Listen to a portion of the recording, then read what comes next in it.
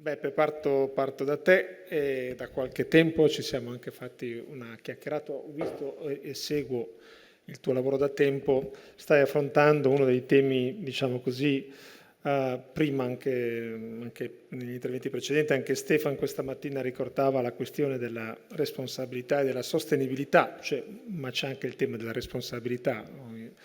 E tu stai facendo un lavoro da diverso tempo molto rilevante e significativo sul cambio climatico e gli effetti che, no, sta producendo e che produce, l'innovazione che in un qualche modo innesta o dovrebbe innestare nei nostri sistemi di ospitalità. Quindi lascio a te la parola. Grazie Stefano, grazie alla Regione Veneto per questo invito. È la terza volta che abbiamo il piacere di partecipare al Digital Tourism del Veneto. Il mio compito sarà di raccontarvi velocemente cosa abbiamo fatto e poi di spiegare questo concetto dell'innovazione climate sustainable, oppure, se vogliamo dirla in maniera ancora più chiara, della sostenibilità climatica, perché il ragionamento, la grande cultura della sostenibilità, che ha oltre 50 anni di storia, nasce nell'87 con la Commissione ONU presieduta dalla premier norvegese Brundtland, non è più sufficiente, anche se necessaria. Ci occupiamo di tre cose: facciamo strategia, ricerche applicate e coaching. È un team di analisti alimentato periodicamente da tirocinanti provenienti prevalentemente negli ultimi anni dai dipartimenti di statistica, scienze aziendali e turismo dell'Università di Bologna. Questa freschezza dei nostri colleghi, diretti dal capo analista dello studio, che è qui con me, il dottor Marco Antonioli, ci permette di avere una notevole capacità di intervento su temi di frontiera, su temi controcorrenti, su temi che magari non sono ancora interamente nel mood o nei trend prevalenti. Vi parlerò di queste quattro cose, velocemente del progetto Turismo Climate Sense, il fatto parenti, perché ne ho già parlato in una precedente comunicazione, poi siamo stati presenti in più eventi, al TTG, alla BIT e così via. Focalizzerò poi alcuni argomenti che riguardano in modo particolare le destinazioni, poi mi concentro su questo concetto dell'innovazione turistica climate sustainable, per fare poi una riflessione finale.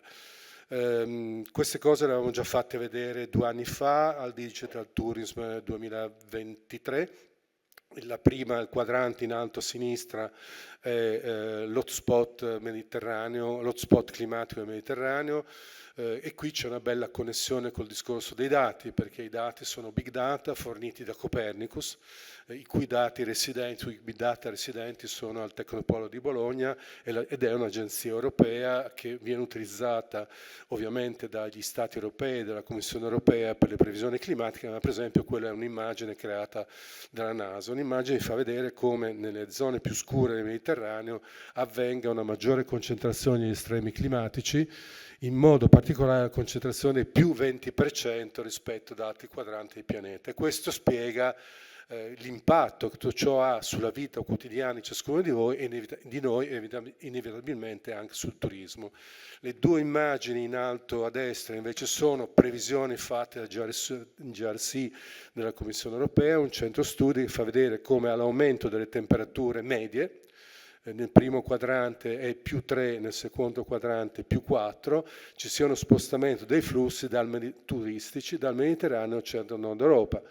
Siamo già di fronte a questioni molto rilevanti, come il fatto che la balneazione, la vacanza balneare dell'Adriatico ormai compete già direttamente con quelle in Danimarca, in Irlanda o in Scozia, che di fatto si promuovono già dall'anno scorso con il claim viene a passare l'estate al fresco da noi, cosa che viceversa nelle nostre regioni si dimostra come ormai la cosiddetta alta stagione luglio-agosto sia un fenomeno, soprattutto per gli stranieri, ormai del tutto scomparso. In basso a sinistra c'è questa mappa che oggi non trovate più online, ma che era stata trovata dai nostri analisti a ottobre del 2023, perché questa azienda che ha questa piattaforma è stata rilevata da Booking. Booking ha messo nel proprio modello di business, climate change ormai dal 2024, così ha fatto Marriott, così ha fatto Expedia, così hanno fatto molte altre compagnie internazionali, così ha fatto anche molte compagnie sovranazionali come MSC che governa i flussi turistici dai treni alle crociere e così via. Quello software comunque permetteva di programmare le vacanze scegliendo la destinazione in base al clima, alla temperatura, al giorno, al tipo di vacanza e al luogo che uno voleva utilizzare. Poi sono insorti l'ultimo quadrante a destra dei dati che ci dicono come ormai il 65-70% della domanda turistica è influenzata da informazioni climatiche. Questo è un dato recente di Euroribor e adottato anche dall'Organizzazione Mondiale del Turismo e da altri centri studi di ricerca. Noi abbiamo fatto un lavoro guidato da un comitato scientifico, io ho il piacere di essere il coordinatore, di cui faceva parte anche il pluricitato giustamente professor Baggio.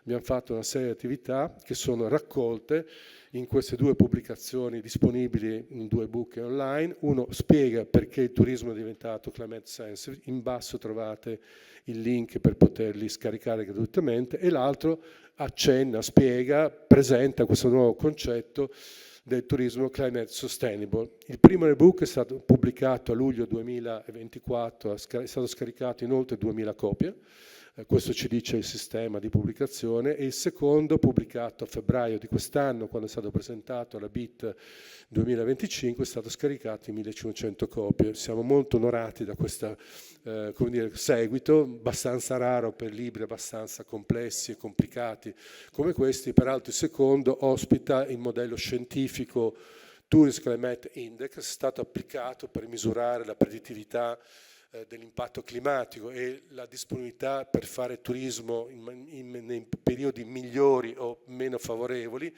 in 4 destinazioni italiane simbolo. Una è Bari, area metropolitana, l'altra è Firenze, area metropolitana, e poi è stato applicato sulle Dolomiti bolognesi e infine sulla Riviera di Rimini. Che cosa è venuto fuori come wording principali da parte dell'indagine di campo, che era una delle azioni previste dal progetto Tourism Climate Sensitive, fatta circa un anno fa, rivolta a una popolazione di ricerca di oltre 9.000 decisori pubblici e privati, tra questi quasi il 30% erano tour operator internazionali che promuovono l'Italia nel mondo, il resto erano operatori italiani ripartiti equamente tra operatori pubblici e operatori privati sulla base di un campione statisticamente rappresentativo e ponderato e rappresentativo. Abbiamo scoperto che su una scala da 1 a 5 il warning del cambiamento climatico nell'impatto vacanza per il turista finale va a 4,34, per l'operatore turistico è a 4,14. E il warning, cioè la domanda di partecipare ai provvedimenti di adattamento climatico, di essere coinvolti, per gli operatori è a 4, sempre su una scala da 1 a 5. Quindi siamo di fronte a livelli molto alti di sensibilità rispetto a tutta una serie di fenomeni che abbiamo avuto modo di indagare.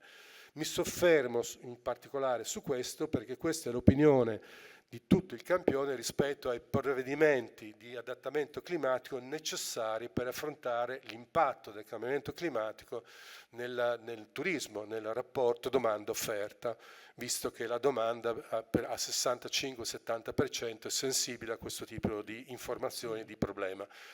Come vedete nei primi 3 casi c'è la messa al centro del cambiamento climatico nell'agenda dei territori, ormai quasi tutti lo stanno facendo. Il secondo è adottare una accoglienza climatica, e il terzo è quello di coinvolgere gli operatori in questo tipo di provvedimenti. Purtroppo non abbiamo in Italia ancora nessun sito pubblico che mi consti che abbia messo questo tipo di informazione e questo tipo anche di orientamento della domanda all'interno dei siti di promozione pubblica. Abbiamo però delle ARPAE, per esempio quella dell'Emilia Romagna, non ho avuto possibilità di controllare ancora Veneto, Toscana, che sono comunque le agenzie di protezione ambientale e climatica più evolute, se hanno messo anche loro un'informazione dedicata ai turisti. Per esempio l'ARPAE Emilia Romagna c'è un'informazione dedicata ai turisti e pubblicata anche in inglese. La domanda è se un turista che vuole fare vacanze in Emilia Romagna va a finire su quel sito o invece va a finire su Emilia Romagna Turismo. Quindi abbiamo ancora qualche cosa da mettere a punto. In ogni caso veniamo a capire cos'è questa innovazione sustainable, climate sustainable. secondo quello che abbiamo potuto studiare, è un cambio di paradigma, è la risposta alla domanda che è diventata climate sensitive. È un problema di innovazione del marketing e di combinazione del marketing strategico di una destinazione o di un territorio o di una città metropolitana con la propria innovazione di offerta.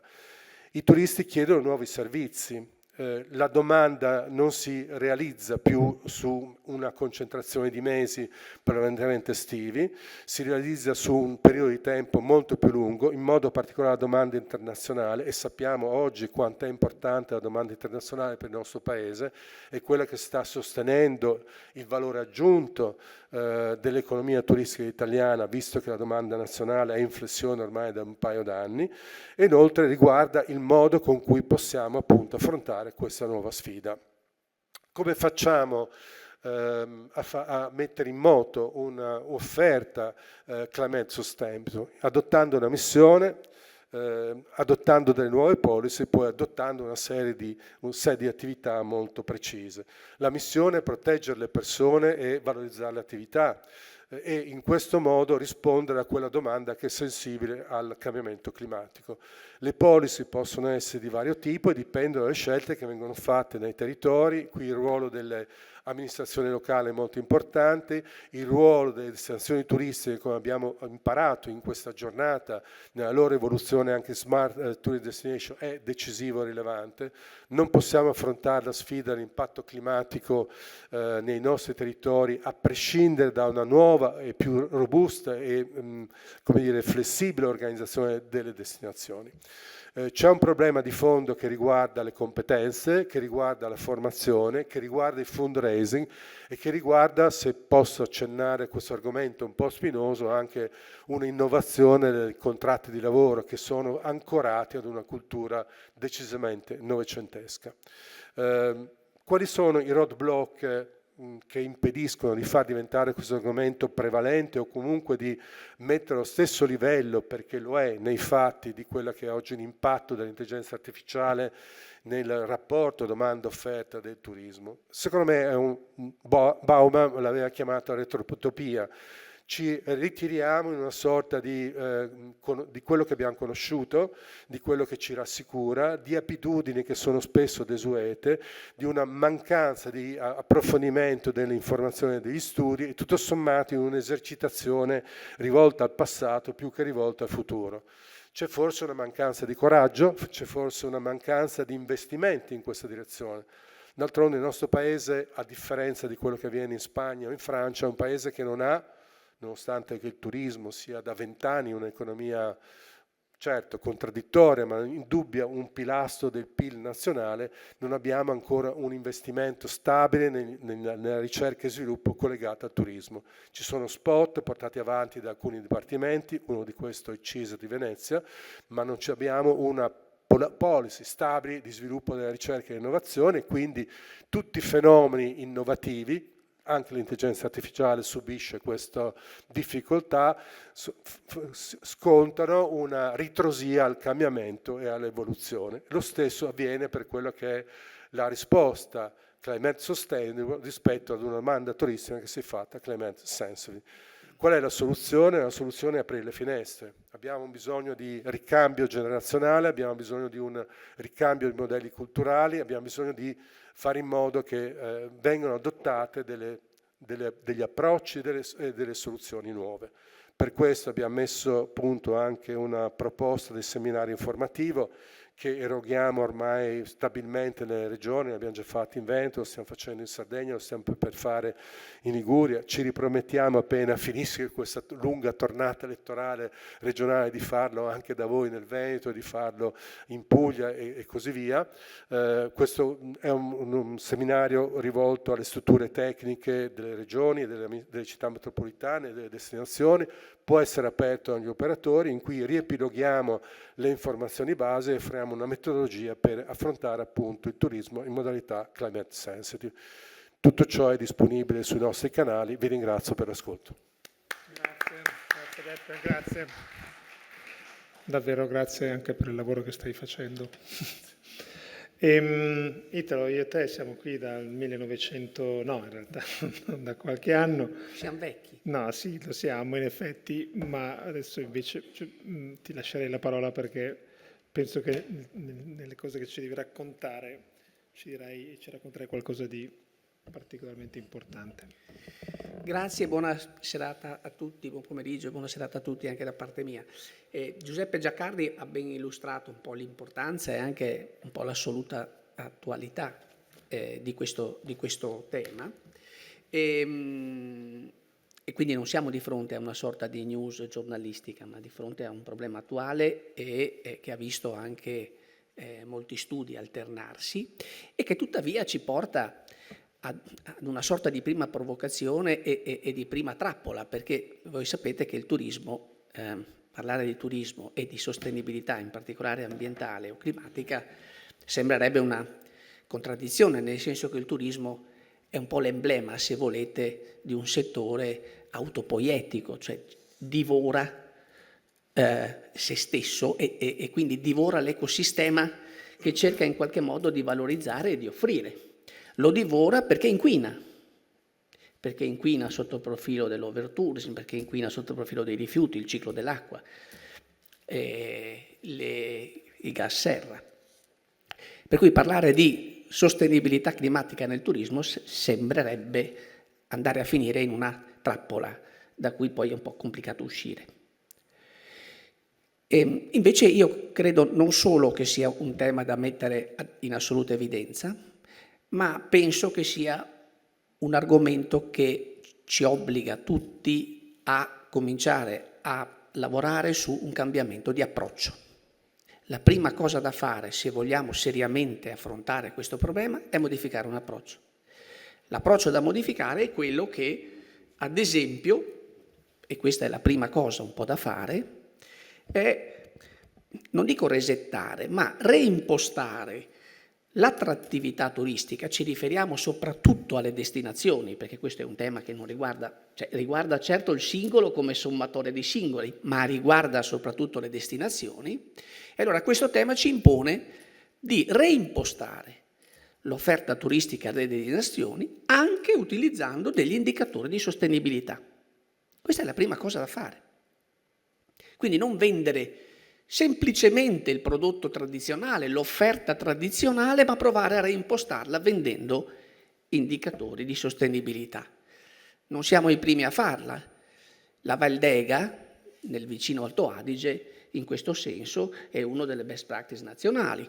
Lo ha fatto con anche iniziative citizen science sull'utilizzo dell'acqua, monitoraggio operativo dei rifiuti, ma è un territorio a me abbastanza caro perché ho avuto modo di collaborarci, tutta la vallata di Alagna e del Monte Rosa. Lo ha fatto grazie ad un investimento complessivo in parcheggi scambiatori, in navette e soprattutto in una suggestione che quello sia il parco turistico più alto d'Europa.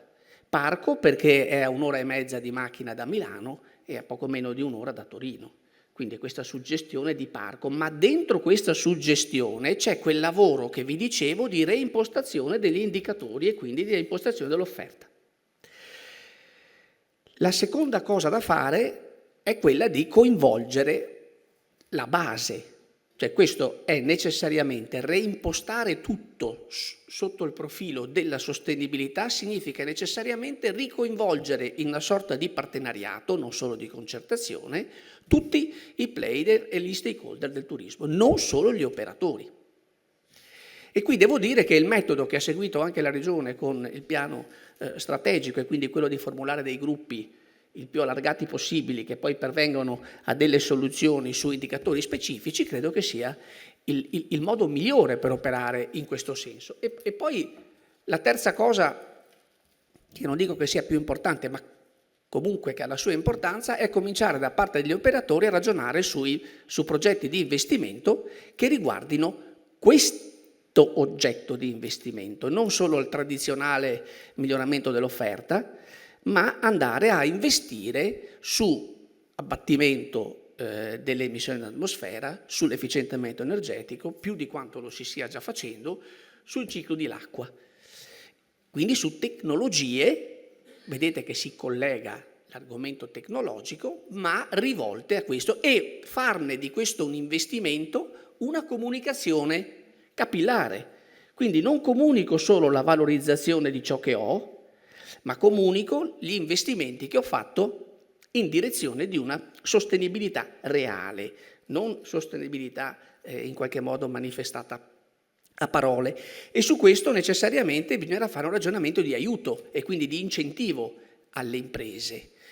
Quindi meno bonus facciate, a costo di essere, perché mi prendano a sassate, meno bonus facciate, meno incentivi tradizionali e molti più incentivi verso chi adotta, investe e adotta su nuove tecnologie che riguardano la sostenibilità ambientale.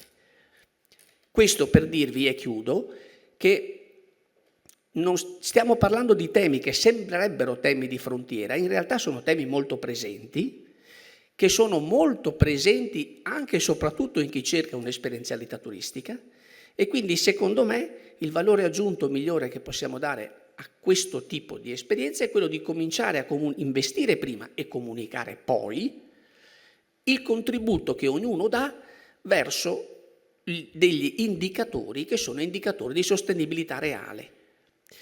Si spenderà un po' di più, si spenderà in maniera diversa, ma questo è un contributo che serve anche cumulativamente ad invertire un po' quel processo di autopoiesi del turismo, e questo è un processo che potrebbe portare anche ad un avvicinamento maggiore di quello che c'è adesso tra turismo e comunità residenti. Mi ha molto fatto impressione il comunicato che hanno fatto più o meno all'altezza del 10 agosto le associazioni degli albergatori della Valle del Boite sul fatto dell'overtourism e del fatto che anche lo stesso promozione dell'UNESCO e quindi di Dolomiti UNESCO hanno fatto, perché hanno generato un turismo mordi e fuggi che, a detta loro, impoveriva il territorio. Allora, una delle cose da fare è cominciare a riposizionarci non sulla base della quantità, ma sulla base della qualità dell'offerta e soprattutto della sostenibilità dell'offerta medesima. E guardate che è un processo che non solo deve coinvolgere tutti, ma se tutti daremo, a partire dalle associazioni di rappresentanza degli imprenditori, un apporto, sarà un percorso lungo ma assolutamente possibile e soprattutto non retorico. Grazie. Grazie moltissimo Italo. Beppe, volevi intervenire? Sì, volevo aggiungere due cose velocissime. Una, che la vicenda della sostenibilità dovrà sempre più essere integrata con la vicenda climatica. Ricordavo prima la brutta storia terribile di Valencia, ma ricordo anche che i nostri principali competitor, Spagna e Francia, su questo stanno marciando a tappe forzate. Il famoso Cammino di San Sebastian è infrastrutturato con le isole della freschezza. I principali itinerari di Parigi turistici sono 4, sono infrastrutturati con le aree della freschezza. Oppure, se vogliamo parlare di balneare, che è un tema caro al Veneto, l'Emilia Romagna, la Toscana, la Liguria e via dicendo, o la Puglia, i comuni della Costa Azzurra stanno finanziando i proprietari, sapete che poi lì sono un fenomeno più raro che nel nostro paese, degli stabilimenti balneari per arretrarli di 300 metri rispetto all'attuale linea di battigia, perché uno dei fenomeni gravi dovuti al cambiamento climatico è la insorgenza marina. Io ho partecipato a un evento il 30 settembre sulla costa adriatica parlando di queste cose. Il giorno dopo da Senigallia a Caorle c'erano ancora i bagni aperti, erano tutti sovrastati dall'insorgenza marina. La seconda cosa che voglio dire è la vicenda dei dati. La best practice dell'Osservatorio del Veneto è straordinaria. Magari tutte le regioni la imitassero e la portassero avanti. Purtroppo abbiamo solo 9 regioni in Italia, su 21 casi tra regioni e province autonome che pubblicano dati open, scaricabili e aggiornati. Le altre 12 regioni non hanno dati, gli operatori sono disperati su questo e non trovano sostegno. Senza dati non fai policy, senza dati non prendi decisioni, senza dati non investi. Quindi su questo, per dire che pur la buona pratica del Veneto dovrebbe essere integrata a sua volta non solo con dati sulla sostenibilità che certificano la qualità della gestione del territorio, ma anche su dati sulla gestione dell'impatto climatico, perché questo vuol dire avvicinarsi alle aspettative del consumatore finale che abbiamo bisogno di curare e servire sempre con maggiore attenzione. Grazie. Grazie ancora.